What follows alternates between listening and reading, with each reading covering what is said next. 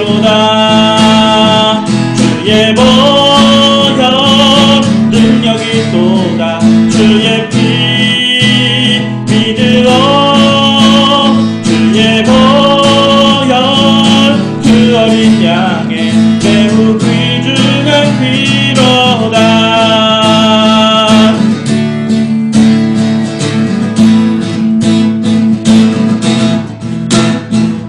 눈보다 더 이게 밝히는 것 보혈의 능력.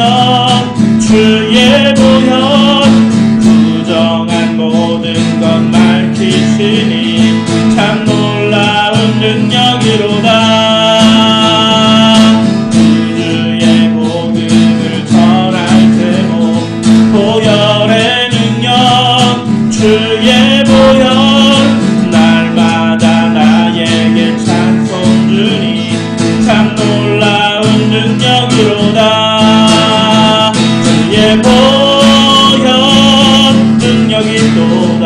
주의 피 믿으어 주의 보혈 그 어린 양의 매우 귀중한 피로다. 주의 보혈 부혈 능력이 또다. 주의 피 믿으어 주의 보혈 그 어린 양의 매우 귀중한 피로다. 매우 귀중한 피로다.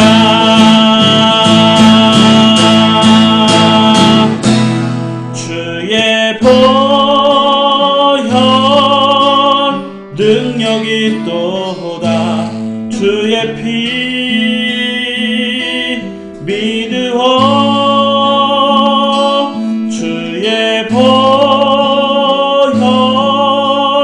그 어린 양의 매우 귀중한 피 매우 귀중한 피로다.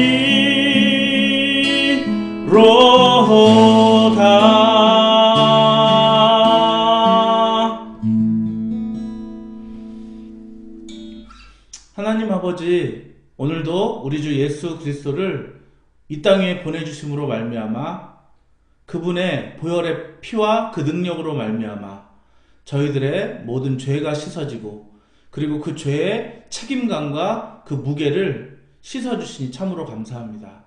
그러나 우리가 그 살아계신 예수 그리스도를 믿지 못하고 그 주의 보혈의 공로를 가볍게 여김으로 말미암아 아직도 죄 가운데, 아직도 죄의 책임감 가운데 짓눌려 있는 사람이 있다면 오늘 이 시간 예수 그리스도의 보혈의 피의 공로로 말미암아 자유케 되는 놀라운 은혜의 역사가 있도록 함께하여 주옵소서.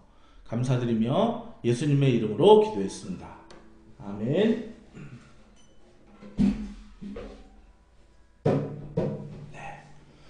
자, 오늘 함께 나눌 하나님 말씀은 오늘 창세기 마지막 시간입니다. 창세기 50장 15절부터 21절의 말씀을 보겠습니다. 요셉의 형제들이 그들의 아버지가 죽었음을 보고 말하되 요셉이 혹시 우리를 미워하여 우리가 그에게 행한 모든 악을 다 갚지나 아니할까 하고 요셉에게 전하여 이르되 당신의 아버지가 돌아가시기 전에 명령하여 이르기를 너희는 이같이 요셉에게 이르라. 내 형들이 내게 악을 행하였을지라도 이제 바라건대 그들의 허물과 죄를 용서하라 하셨나니 당신 아버지의 하나님의 종들인 우리 죄를 이제 용서하소서 하며 요셉이 그들이 그에게 하는 말을 들을 때에 울었더라. 그의 형들이 또 친히 와서 요셉의 앞에 엎드려 이르되 우리는 당신의 종들이니이다. 요셉이 그들에게 이르되 두려워하지 마소서. 내가 하나님을 대신하리이까. 당신들을 나를 헤아려 하렸으나 하나님은 그것을 선으로 바꾸사 오늘과 같이 많은 백성의 생명을 구원하게 하시려 하셨나니 당신들은 두려워하지 마소서. 내가 당신들과 당신들의 자녀를 기르리이다 하고 그들을 간곡한 말로 위로하였더라. 아멘. 아멘. 자, 원래 창세기는 요셉의 죽음으로 이제 마무리가 되는데 요셉이 110세의 나이로 형들보다 좀 빨리 죽는 것 같아요. 근데 오늘 뭐 요셉의 마지막이 마지막 시간이 아니고 이 오늘 본문이 바로 마지막 시간입니다. 자, 오늘 말씀을 가만히 살펴보면 전에 분명히 창세기 45장에서 요셉이 형들에게 얘기를 했어요. 나를 여기에 팔았으므로 근심하지 마소서, 한탄하지 마소서. 하나님께서 당신들의 생명을 구원하시기 위해서 나를 당신들 앞서서 보내셨습니다. 이런 얘기를 창세기 45장 5절에, 그러니까 형들에게 자신의 신분을 밝히면서 지금 그 얘기를 하고 있습니다. 근데 오늘 이 얘기가 나온 것으로 보아서 이제 그 형들이 요셉의 이야기들을 진정으로 믿지 않았다고 하는 거예요. 요셉이 당신을 모두 용서하였습니다. 왜냐하면 내가 용서할 수밖에 없는 이유는 하나님께서 이렇게 섭리하셔서 당신들의 생명을 구원하기 위해서 이런 포맷을 짜셨는데 내가 그것에 대해서 어떻게 하나님께 항변할 수 있겠습니까?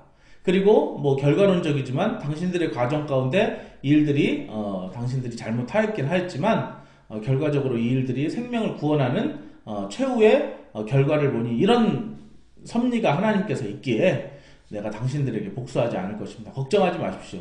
이렇게 얘기를 했음에도 불구하고 이 형들은 제대로 발을 뻗고 자지 못하는 거죠. 네. 아마도 요셉이 자기의 정체를 밝힌 그때부터 요셉이 우리가 아버지에게, 아버지는 아직도 그냥 동물이 찢겨갔다고 이렇게 물어갔다 이렇게 생각하고 있지만 형들이 팔았다고 그렇게 생각하지 않았을 텐데, 또 요셉이 옛날에 고자질했던 것처럼 아버지에게 다 고자질하는 거 아니야? 요셉이 많이 성숙했습니다. 이제는 아버지에게 그것을 고자질하지 않았던 것 같습니다. 그러면서 형들을 용서하라 이렇게 얘기를 하는 것을 이제 또 보게 되는데, 이제 요셉이 이게 거짓말인지 알죠. 형들이 아버지가 그랬다고, 막 용서하라 그랬다고.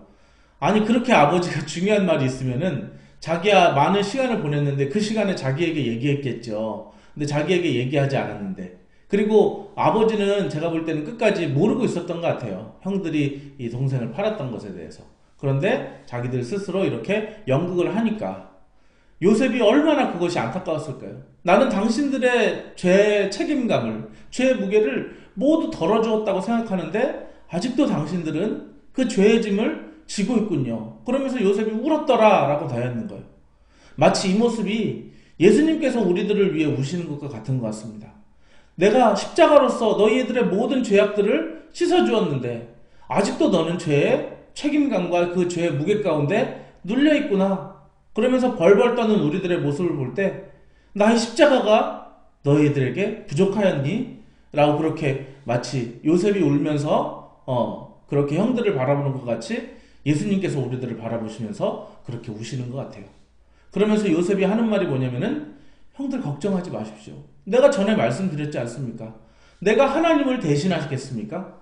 이것이 바로 하나님께서 하신 일인데 어떻게 내가 형들에게 뭐라고 하겠습니까? 물론 형들이 그렇게 악한 일을 해서 그로 인해서 내가 고통을 당하긴 하였지만 그것이 하나님의 섭리 가운데 있어서 결국에는 이 일이 여러분들을 살리는데 그렇게 내가 쓰임받은 것이니 걱정하지 마십시오 라고 그렇게 말을 하고 있습니다. 이 형들이 막 죄를 지었을 때는 이 죄의 무게, 죄의 책임이 그렇게 큰지 몰랐을 거예요. 그런데 시간이 지나고 보니까 그 죄의 무게는 마치 사채를 썼을 때 그 이자가 붙듯이 막 눈덩이처럼 불어나는 것들을 보게 되죠. 뭐 사채도 마찬가지죠. 여러분들이 뭐 주변에 그런 사람들 많이 봤을 거예요. 굉장히 높은 이자인데 처음에는 한 100만 원 정도 빌렸는데 그것이 나중에 몇 천만 원이 돼서 몇 억이 돼서 그 사람에게 이제 다가옴으로 막 생을 목숨을 끊게 되는 막 그런 일들도 또 주변에서 보게 되고 막 그렇게 되는 것 같습니다. 뉴스를 통해 접하기도 하고요. 자, 오늘 하나님께서는 이야기를 통해서 오늘 우리에게 무슨 말씀을 하고자 하는 것일까요? 첫 번째로 우리가 기억해야 될 것은 이 죄의 무게에 대해서 바로 기억을 해야 된다고 하는 것입니다. 죄의 무게가 당시에는 굉장히 작은 것 같지만 나중에 얼마나 크게 돌아오게 될지. 자, 이런 죄의 무게에 대해서 로마서는 뭐라고 말하는지 한번 살펴볼까요? 자, 제가 미리 찾아놓은 게 있는데 로마서 6장 23절에 바울은 이렇게 말을 하고 있습니다. 죄의 싹은 사망이요. 이거를 영어로는 이렇게 해석을 해보니까 죄에 대한 웨이지, 임금이라고 되어 있어요. 죄에 대한 임금은 데스, 죽음입니다. 이렇게 얘기를 하고 있는 거예요. 정말 이 형들에게 계속해서 밀려오는 그런 죽음의 공포. 내가 정말 동생을 죽을 위협 가운데 그렇게 팔고 거의 죽으려고 하는데 돌아보지 않고 이제 우리는 굉장히 고통당하면서 죽겠구나 하고 하는 그런 어떤 죽음의 공포가 형들에게 있었을 것입니다. 결국에는 우리가 이 땅 위에서 살아가면서 첫 번째로 죄 짓지 말고 살아야 되는 이유는 당시에 그 죄가 얼마나 대단한지 그렇게 보이지 않는다 하더라도 그것이 나중에 너무나도 무거운 죄의 책임과 죄의 무게로 짓눌려 온다는 그 사실을 여러분들이 기억하심으로 말미암아 작은 죄라도 짓지 않으려고 애쓰시며 여러분의 힘으로 되지 않으니까 성령님을 의지하시면서 정말로 왜냐하면 나의 육신은 계속해서 죄 가운데로 들어가려고 하는데 오직 성령이 나를 그 죄에서 해방하시는 그런 존재로서 내가 오늘도 성령 충만함으로 주님 죄 가운데 거하지 않기를 원합니다. 그렇게 기도하시면서 죄의 무게, 죄의 책임감 가운데 짓눌려서 쓰러지지 않는 그런 여러분들 되시기를 예수 이름으로 축원합니다. 오늘 두 번째로 말하고 있는 것은 뭐냐면은 바로 요셉과 같이 죄에 대한 그런 복수의 연결고리를 끊을 수 있는 사람이 되라라고 하는 것입니다. 중국 그런 무협 영화를 그렇게 보다 보면은 그래요. 어떤 사람이 악한 마음을 먹고 상대를 딱 죽입니다. 그런데 그 장독대 뒤에서 그것을 몰래 지켜보던 그 아들이 이제 복수심에 이를 갈면서 성장해서 굉장한 무협의 고수를 만나서 무림 고수를 만나서 그 어떤 비급을 입수하고 그것의 무협의 절정 고수가 돼서 그 사람을 찾아갑니다. 누구냐? 아버지의 원수. 이러면서 내가 하루도 잠을 제대로 잔 적이 없다 그러면서 칼을 딱 뽑아서 이제 그 사람을 딱 죽이죠. 그런데 그 죽이는 모습을 부엌에서 이제 손님이 왔는 줄 알고 차를 내가려고 하던 그 부인이 몰래 보게 됩니다. 자, 부인이 갑자기 이렇게 뭔가 또 어떤 무림의 기인을 만나서 그런 자살하려고 이렇게 이제 내 남편이 없이 무슨 재미로 살아 그러면서 이제 절벽에서 뛰어내리는데 어떻게 하다가 나뭇가지에 걸려가지고 동굴로 들어가는데 거기에 600갑자 되는 무공의 달인이 거기 있어서 해골만 남았는데 그 해골에게 절하고 그 무공 비급을 연구해서 또 찾아갑니다. 내 남편의 원수 이러면서 계속 복수 이런 것들이 중국 무협 영화의 기본적인 포맷이라고 하는 것이죠. 우리는 누군가가 그 복수의 고리를 끊지 않으면 안 되는 것인데 바로 우리 주 예수 그리스도께서 모든 그 자기에게 쏟아지는 그 복수의 고리를 마지막으로 끊으시면서 그러면은 이제 억울하잖아요. 그럼 나는 맨날 당하고만 살아야 됩니까? 어떤 사람은 맨날 나에게 위협을 가하고 위해를 가하고 나를 힘들게 하는데 그럼 나는 맨날 멍청이같이 그렇게 당하고만 살아야 됩니까? 예. 이것은 하나님께서 그 복수의 고리를 끊었을 때 내 선에서 이제 복수를 마지막으로 멈췄을 때 부어주시는 하나님의 은혜가 하나님의 선하심이 어떤 것인지 맛보아 알지 못하기 때문에 그런 말을 하는 것입니다. 바로 예수님께서 십자가를 참으시고 그 복수의 거리 다시 부활하셨자마자 야 내가 부활했으니까 이제 복수하러 가자 이렇게 하신 것이 아니라 제자들에게 숨을 불어내으시며 성령을 받으라고 말씀하시고 그들을 용서하라고 그렇게 말씀을 하시거든요. 자, 그렇게 용서하라고 말씀하시면서 복수의 고리를 끊으실 때 하나님께서 그를 하늘 보좌 위로 올리사 그를 하나님 우편에 앉아 계시고 그리고 지금도 우리를 살피시며 나중에 최후에 이 땅을 심판하실 때 이 땅의 심판주로 그렇게 하나님께서 삼으시는 그런 보상으로 그 예수 그리스도에게 선을 베푸시는 것들을 보게 됩니다. 결국에는 복수의 고리를 끊는 자 그에게 복이 있습니다. 그는 더 이상 분노심 때문에 악한 사단에게 이끌려 다니지 않아도 되고 주의 성령의 이끄심으로 말미암아 정말로 그는 이 죄의 고리를 딱 끊어버리고 이제 아까 로마서 제가 6장 23절을 읽었는데 죄의 삭은 사망이요 그렇게 나오는데 그 뒤에 뭐라고 나오냐면 하나님의 은사는 이 은사는 영어로 기프트라고 됩니다. 그래서 그냥 직역하면 하나님의 선물은 그러면서 그리스도 예수 우리 주 안에 있는 영생이니라. 그러니까 하나님의 선물은 뭐냐면은 영원한 생명이다. 우리가 죄의 결과물은 사망이지만 그런 하나님의 선물, 하나님의 은혜의 결과물은 영원한 생명임을 기억하셔야 됩니다. 우리가 남에게 복수하지 않고 예수 그리스도의 마음으로 이제 저들의 죄를 저들에게 돌리지 마십시오. 왜냐하면 저들은 자기들이 하는 것이 무엇인지 알지 못하기 때문입니다. 이렇게 이야기하면서 정말로 그들의 모든 그런 비난과 화살을 받으면서도 다시 복수하지 않으신 그 예수님을 정말로 세상에 그 어떤 그 무엇보다도 가장 높이신 그 하나님을 여러분 기억하시기를 바랍니다. 하나님께서는 그 형들에게 복수하지 않는 이 요셉을 이 애굽 가운데 가장 높은 그런 전국의 주로 세우시게 되고, 그리고 또한 하나님께서는 복수하지 않는 여러분, 정말로 여러분에서 모든 복수의 그런 연결고리, 그 사슬의 고리를 끊으시려고 하는 여러분을 하나님께서 주목하고 계시다는 그 사실을 오늘 기억하시면서 오늘 창세기의 마지막 결론을 맺겠습니다. 하나님께서 이 땅을 사랑하셔서 정말로 이 사람과 함께 교제하기를 원하셨으나, 그러나 사람이 죄로 말미암아 하나님을 떠나게 되었습니다.